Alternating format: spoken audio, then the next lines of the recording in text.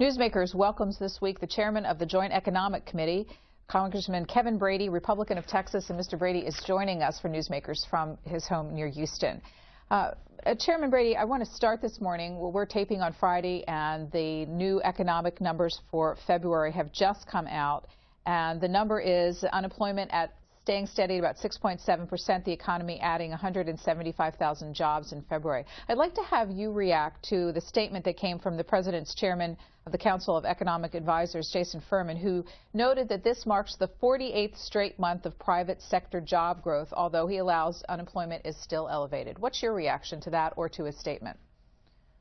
Well, I think it's half the picture. One, every month we add new jobs is a good month, in my view. We're very much stuck in first gear, especially 4 years after the recession ended. The number I always look into on these jobs reports is what percentage of adult Americans are working, because that's really a telltale sign of how strong the recovery is. Unfortunately, there's actually fewer American adults working now than when the recession ended 4 years ago, proportionally. That's not the sign of a healthy recovery. We still have a lot of people who've given up looking for work. We have more coming in for part-time. I think that's encouraging as well. But boy, you know, this is just not an acceptable recovery. Extremely disappointing. We've just got to do better. Joining me in questioning Chairman Brady this week are two reporters from Capitol Hill. Erik Wasson is a staff writer for The Hill, and he is part of the economic reporting team there. Tim Alberta, National Journal congressional reporter with a focus on leadership. We're going to start, Erik, with questions. Sure. Mr. Brady, the President released his $3.9 trillion budget this past week. I just came from an event with the Budget Director Burwell, who says the budget's not dead on arrival. She points to things like the Earned Income Tax Credit as something that could happen this year. Was there anything in the President's budget that you liked, and was there anything that can be done this year? Well, you know, I don't think it has much relevance, frankly. It seemed more like a campaign document than a serious budget. It goes back to let's spend more, let's tax more, sort of the things that got us in trouble in the first place. You know, what I wanted to see more of is a serious discussion on how we save important programs like Social Security and Medicare, which are just critical financially for the country and for a lot of our seniors, obviously. Two, from a job creation standpoint, wanted, I think, a much stronger statement in working with us on fixing this broken tax code. And then on trade, which is really one of America's strengths, we have an opportunity for, I think, could be a banner year in job creation from new trade agreements. Almost nothing there, I think, of substance. So, you know, from the standpoint I was looking at, it was disappointing. Mr. Brady, let's cut straight to the palace intrigue, if we could. We all know that that Dave Camp is term limited as chairman of the Ways and Means Committee. You serve on that committee. You are, based on seniority, next in line to chair that committee. But Congressman Ryan, the chairman of the House Budget Committee, has obviously expressed interest in taking over Ways and Means once Mr. Camp steps down. You have also expressed interest and have said that when the time is right, that you'll be making the case to leadership that you should be chairing that committee. When is the time right, and how intense would you expect that campaign to be against your friend, Mr. Ryan? Well, Paul Ryan is a terrific friend. He's a terrific leader. We've been on that committee working our way up together for many years. And so, but we both have ideas on where we can go on tax reform and how we save Social Security and Medicare, you know, how we're going to advance these trade agreements. And the time is not quite right. We're both, in my view, focused on helping advance tax reform discussion draft, which I think is just critical. Obviously, I'm in the middle of trying to find a permanent solution to how we reimburse doctors in Medicare. Bottom line, I feel like I'm qualified and prepared to lead the committee. At the right time, I'm going to make that case to my colleagues. I think we have a strong case to make, but right now, really want to focus on a couple big picture issues, tax reform draft, and fixing the sustainable growth rate. Do you expect any awkwardness there? Is this like two high school buddies chasing the same girl? Well, it's the first time I'd heard that analogy, but it's a good one. No, I don't expect it to be acrimonious in any way. Truth is, Paul and I have similar principles on many of these issues. And we are friends. We talk about this. We're clearly both focused on being in a position to lead this committee in the future. We're fortunate. We're going to build off a very strong foundation from from Chairman Camp. And so, again, I think a competition of ideas is really healthy for our conference. Mr. Brady, if you were to assume the helm of Ways and Means, how would you further Mr. Camp's tax reform plan? And are there things that you would do differently, any aspect of Mr. Camp's plan that you would do differently? Well, I always say you've never really experienced a love-hate relationship until you've done comprehensive tax reform. There's no question there's provision in this tax code, in the draft, that I think are very important to a pro-growth tax code. There's others I'm not a big fan of, but the point is that's the case for everybody. And the reason for laying out the draft was to have that very calm, thoughtful, adult conversation on how we build a tax code that's built for growth, for families, for businesses, for our country.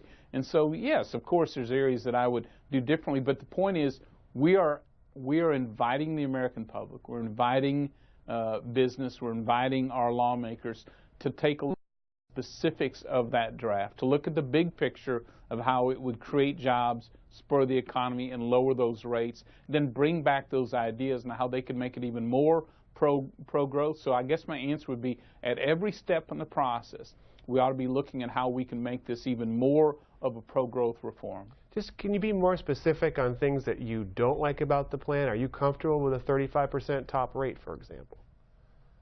Well, I won't go into detail on the areas that that I may have a different view, because again, if every member of Congress doesn't have a laundry list of things they like and don't like in that tax reform bill, then they're not looking closely enough. In real-life tax reform, there are real-life trade-offs, and those are difficult trade-offs. It's complex. I think reform is difficult but doable. I think the next 4 or 5 months are very important to get those reactions back and those thoughtful analysis back from industry as we go forward. So that's what I'm going to keep focused on. Now, Mr. Brady, speaking of that love-hate relationship as far as tax reform goes, one thoughtful or perhaps not so thoughtful response we heard last week from the Speaker when he was asked about the specifics of Chairman Camp's tax reform plan. His exact quote was blah, blah, blah, blah. What do you and some of the members on the Ways and Means Committee make of the rather tepid response that you've received from leadership thus far? You know, how I interpreted the Speaker's words were, I'm very excited about this next step in tax reform. And the truth is, you can't really be serious about advancing tax reform until someone, someday, has laid out that first top-to-bottom rewrite as a discussion draft. That's exactly what Chairman Camp did, is now creating exactly the type of analysis and discussion and response we're hoping.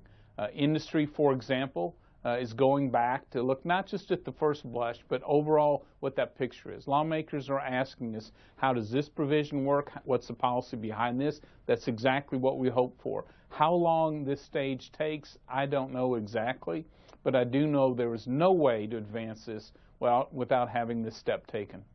Realistically, however, Mr. Brady, you don't expect a vote on the tax reform plan this year, correct? I don't know what the timetable is in the House. I also don't know with the change in the Senate exactly what that path is there. But we do know that we can't take another step without having this discussion. And I think over the next months, the next steps will sort of bring itself forward depending on the reaction, sort of how those ideas we receive are incorporated, how we continue to make it more pro-growth. So, you know, I can't predict exactly when the next move will be. Just to dovetail on that, Mr. Brady, the White House budget that came out calls for this infrastructure plan, $302 billion. They would pay for about half of that through, corporate tax reform. Given the timeline that you're talking about for tax reform, would you say that that's just a pipe dream to do that this year before the Highway Trust Fund runs out of money? Is that just not doable? You know, I would think it is not. And the truth is, I think reforming the tax code, both for businesses and for families, ought to be focused on exactly that, lowering those rates, making it much more simpler for businesses and families, rather than cherry-picking a few provisions and then using that for more spending. You know, I'm not a fan of that. I think every provision that we change, every loophole that we close ought to go to those lower rates. And so I think that's just a pro-growth approach. Now, Mr. Brady, going back to what you said a minute ago, starting a discussion on tax reform, there was sort of an internal debate brewing at the beginning of this session of Congress as far as whether the House Republicans would use this election year to sort of run out the clock and make the midterm elections a referendum on President Obama and the health care law, or whether House Republicans would advance a very proactive, aggressive policy agenda and seek to strike a really sharp contrast. You were one of the members who told me that you wanted that really sharp contrast. You said, we have been just oppositional for far too long. It's time for us to put forth our own ideas. Are you seeing that happening in the House? Are you confident that with only 70 legislative days remaining before the midterm elections that the House Republicans will be putting forth a bold and aggressive policy agenda? You know, I think we will. I know the clock is ticking, but we have a number of months before people go to the polls. Again, it's not enough just to be against this president. In truth, we have a lot of good ideas on job creation, tax reform being a perfect part of it. And the new health care law, obviously, it's helping some people, but it's hurting an awful lot more. It's also a drag on the economy. And so pro-growth ideas, tax reform, health care, reining in red tape, just making a lot more balance of this is all about getting the economy on track, getting people more opportunities, you know, and letting our ideas come forth. And I just think, you know, we're the party of ideas. I think we're the party of good ideas. And so I just want to make sure we use this time to make that very clear to the American public. Mr. Brady, a quick question on that message. Just this past week, there was a vote on flood insurance. Your good friend, Mr. Henserling, who's the chairman of Financial Services, voted against the flood insurance bill. That came after a divided Republican vote on the farm bill. The Ryan Murray budget also saw some divisions. How united are Republicans in their fiscal and economic policy? And are these divisions going to fade, or are we going to keep seeing when the Ryan budget comes up? Well, we're not nearly as united as we would like to be. And I'd probably move the flood insurance bill out of that discussion. These bigger issues are very complex. We have a very independent, I think, highly educated, engaged Republican conference that's going to have different ideas. What I do know is that if we're unified, we can have a say in the way this government is operating and the direction it's going. When we're divided, we don't. I think that's where it's most disappointing for us. And so I know a lot of work's being done, both by the rank and file and by the leadership, to find that common ground. And I think the pro-growth issues we've got, like tax reform, finding a better way to make health care more affordable, helping local businesses hire at the local level rather than struggling through all the red tape they're having to do, those are really issues or principles that unite us. We're halfway through. Mr. Brady, may I ask now, in terms of sort of the internal politics of the conference, there's a talk of sort of the Tea Party insurgent wing versus the more establishment wing. You sort of find yourself somewhere in the middle, I suppose, a very well-respected conservative, but someone who is well-regarded by the leadership team, certainly. Moving forward, you talked about the leadership team sort of attempting to coalesce the conference around a positive vision. But how long, after having been in the majority now since 2011, how much longer should that take? If the leadership team has not yet coalesced the entire conference around a sort of positive, forward-looking vision, how much longer do you anticipate that to take? And if it doesn't happen, should there be some sort of changing of the guard as far as who is in these elected leadership positions? Well, I would go back to I guess my basic premise is the House is so reflective of the public itself. And Republicans around the country are very frustrated. They're frustrated with this White House. They're frustrated with the direction of government. They're frustrated that Congress can't do more to rein in executive orders and just sort of the making up of laws and regulations as the White House goes along.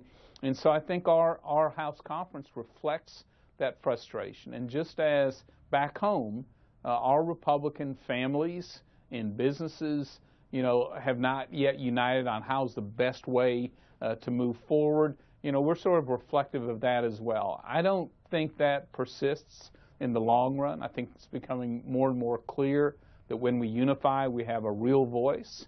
And there are still, yes, there are divisions within every conference, Republican and Democrat. But I also think the strongest principles we have on pro-growth opportunities. That's what pulls us together. At the end of the day, that's what will pull us together.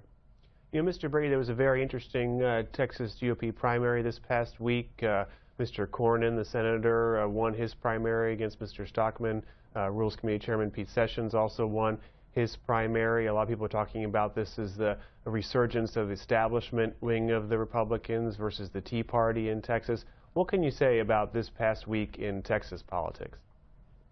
Well, I would not characterize it that way necessarily. I think you had very strong individual conservatives like Pete Sessions and John Cornyn, unquestionably conservative, with strong constituent service, strong support, grassroots supports back home prevail.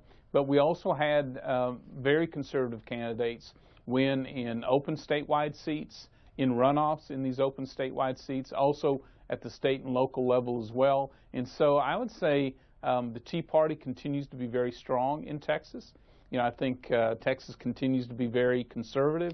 One of the areas I want to make sure that we focus on is our message of opportunity and growth needs to be also available to our Hispanic voters, our African American voters, our Asian American voters. I want to make sure they understand, and we need to be careful to make sure we make that clear, that we want all those votes to rise. We want them with us as we grow the economy. I think that's an important lesson from the election as well.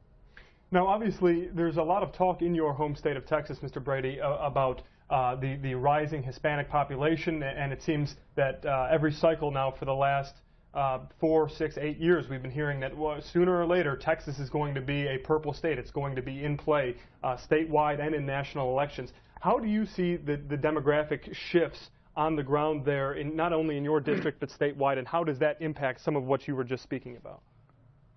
Well, there's no question. If Republicans fail to compete and win for Hispanic votes, this will not be a Republican state in the long run. I'm convinced we can. Immigration reform itself isn't enough, but I can't see a path to having that success with our Hispanic voters if that isn't part of it.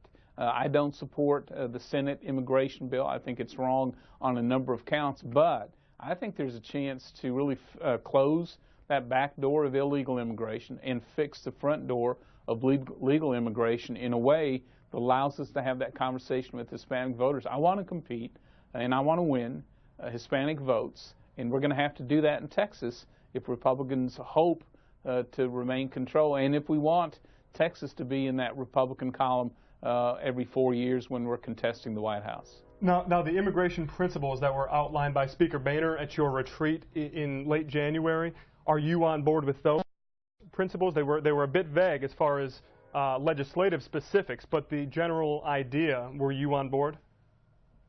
It was a starting point that I think was a good starting point from the standpoint that it didn't embrace the Senate immigration bill, really started common sense.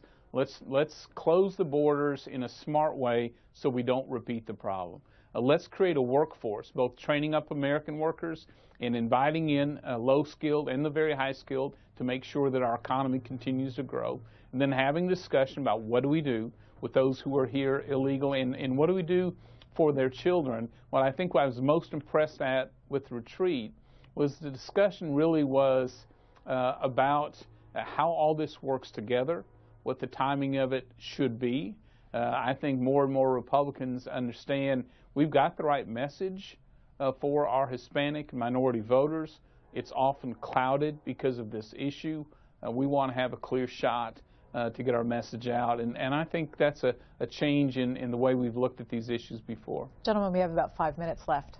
Mr. Brady, trade is one of your signature issues. There's been some comments from Senator Majority Leader Harry Reid that this is not the time to talk about fast track.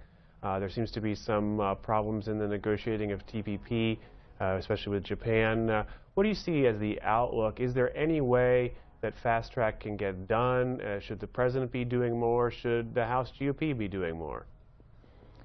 Yeah, well, with the struggling economy, as we let off the top of this segment, and the disappointing job numbers, we ought to be looking at not just buying America, but selling America all throughout the world. We're very good at it. these trade agreements, Asia Pacific and Europe, I think are huge, markers to go beyond the relationships we already have.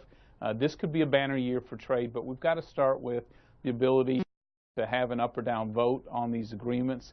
I'd like to see the President do much, much more. He's been a leader in the Korean, Colombia, and Panama trade agreements. We will need him to lead again on the Trade Priorities Act, the Trade Promotion Authority that every president should have. I was disappointed by Majority Leader Reid's statement to delay such an important job step until after the election. Well, I just don't think the American public can wait, and Republicans will provide strong support for this and for the trade agenda. You know, if we can just get the President to engage, the Cabinet to engage, and our Democrat members to sit down, this is the trade promotion bill that's proposed is the best I've ever seen. And I think it ought to move sooner rather than later. Well, we're on the foreign policy front. How concerned are you about events in Crimea and the impact on the U.S. economy? Well, I am concerned about it, obviously. It is more new territory for this Russian president. I'll tell you, I've been a pretty harsh critic of the president's foreign policy. Frankly, I can't even describe it. But we're in a critical period here where he has the opportunity to work with other international leaders to stop this aggression by Russia, to use all the powers that they have to do it. I hope he succeeds, because I think this is just a crucial moment and is going to shape the future of foreign policy in the future for a long time. And so I'm hopeful that we're bringing all the resources we can to the table in this issue. Mr. Brady, can I close with one last bit of palace intrigue? I want to put you on the spot, as we've done with a number of your colleagues. Your gut feeling right now, as of today, is Speaker Boehner coming back for another term, or will he be retiring after this year? You know, I honestly don't know. I leave it to the Speaker to make the decision. What I do know is that he and our leadership are working very hard to advance our pro-growth agenda, to unite us. It's a tough job. Frankly, I wouldn't want it. But, you know, we're in for, I think, an important remainder of the year, because we want to head into this November election with momentum. We really got some work to do, and everyone, I think, is focused toward it. Are you prepared to fight for Mr. Boehner to remain as Speaker? Would you help with that effort to keep him there? Well, I tell you what, Speaker Boehner has been a very strong leader. He's worked very hard for our conference. I'm going to leave that decision to him because I trust his judgment. Well, we have just a little bit of time left. I want to go back to one policy issue. In the Senate today, Friday, Harry Reid is hoping to advance the long-term unemployment issue. And I'm wondering what you think its future is and should be in the House of Representatives. Well, I think we got the wrong question. The question isn't how long do we extend emergency benefits, it's how soon do we get people into good-paying jobs. I think the focus is wrong in that case. I actually think it's been a drag on the economy in the long term. Speaker Boehner's made that case, I think, very clearly as well. And so I really want to turn to the jobs agenda, and that's where the focus ought to be to help folks. Mr. Brady, thank you very much for being with us this week on Newsmakers. We appreciate your time. Great. Thank you.